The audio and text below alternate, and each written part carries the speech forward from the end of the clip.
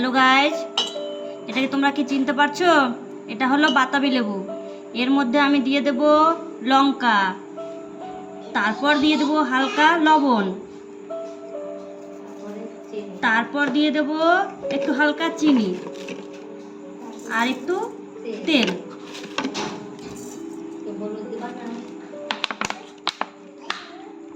আর এটাকে সুন্দর করে মাখিয়ে নেব। এটা করার ফলে কি হয়, টেস্ট আর একটু বেড়ে যায়। আর এই বাতাবি লেবুটা খাওয়ার ফলে আমাদের অনেক প্রতিকার পাওয়া যায় আর কি। কি কি দিদি ভাই?